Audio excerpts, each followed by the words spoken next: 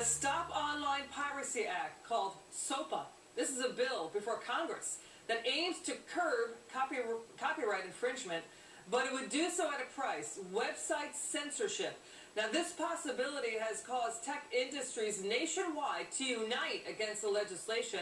And back to discuss this are the freedom fighters: Fox Business senior correspondent Dunstan Priel, Meredith financial advisor Lenore Hawkins, and Reason Magazine associate editor Peter Suderman. Peter, first to you. Should government have the power to shut down websites because of user-generated content? What do you make of that? Absolutely not. I mean, this is what they try to do in China. This is what they do in Saudi Arabia. That is a tool of oppressive regimes. The good news here is that even though Congress is always going to think that it can outsmart the internet, Congress is also always going to be wrong.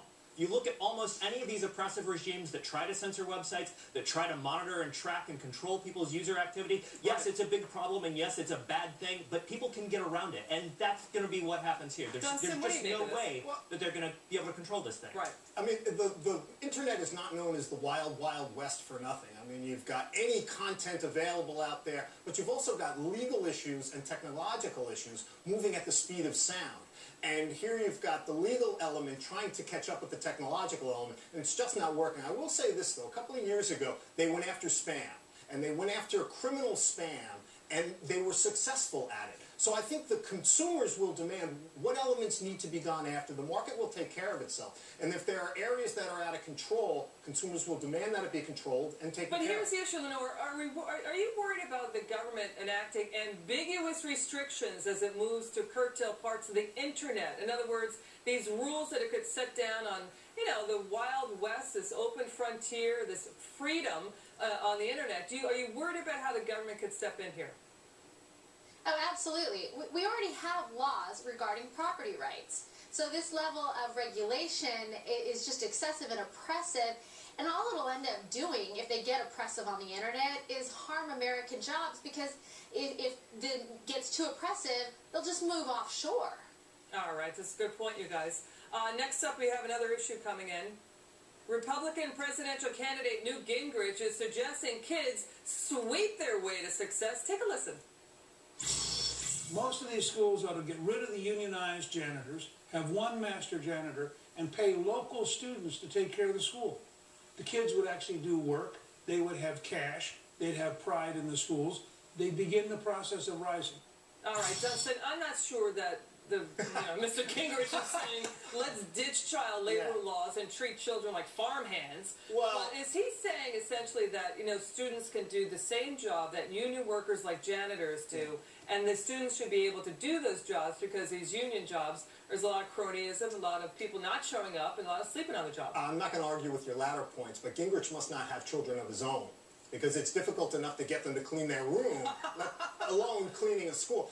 You know, if it works, well, maybe the kids can then teach. And then if that works, maybe they can be firemen and police officers. But hopefully only in Newt Gingrich's neighborhood, because in my neighborhood, I want the adults doing adult jobs. I like how you keep mentioning union workers' jobs there, police and fire. By the way, I have a lot of firemen in my household, so, you know, I understand what they're saying. But, you know, let's get back to what Newt Gingrich is talking about, Lenore, and that is, he's essentially, you know, there's a lot of controversy about what he's saying here. And that is, a number of media critics are saying, you know, he's for getting rid of child labor laws. Is that what he's for, or is he just saying, look, the janitors have been at it for some time, there's union worker abuse of rules there, they're sleeping on the job, and maybe just give it to the students who need that job to pay down their student debt? Well, I appreciate, I think, what his intention is behind this, but to me it's a little bit like having an alcoholic take aspirin to deal with a headache. You're not really addressing the root cause of the problem. All right, wait a minute, Peter. All right, here's the issue. Can you relax any government rule as it pertains to teenagers doing jobs, to teenagers working? Look, I've been working since I was 15, and I liked the fact that I started working at 15. I got a work ethic. Well, some might say I don't, but, you know, I started to understand what it took to work in the real world. Do you think that you can relax government rules without treating teenagers like farmhands? I think that, as usual, Newt Gingrich has too many ideas for his own good. And if you look at this, I mean, what it looks to me is it looks like a federal jobs program for teenagers.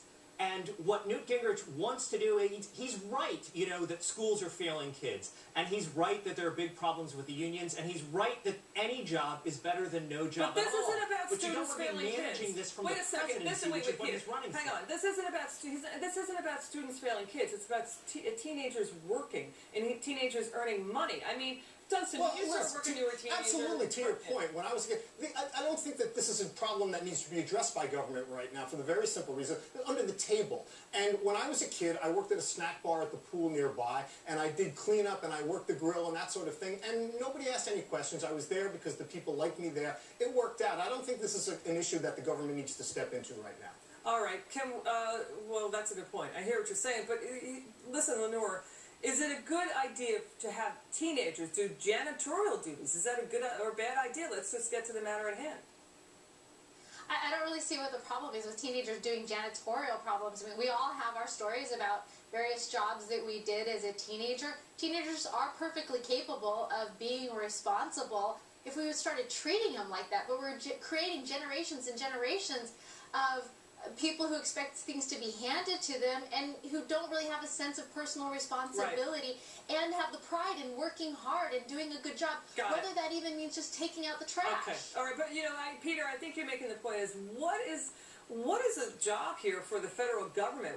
Should Newt Gingrich, you know, not be running for president, Peter? He should be running to run the school board. This is not a job that someone running for president should be worrying about. That is not a problem that the president or someone in Newt Gingrich's position should be trying to solve. I'm for experimentation. I want to see local school boards trying a lot of things. You know, if some local school wants to hire, you know, their students to be the janitors, to work in the cafeteria, great.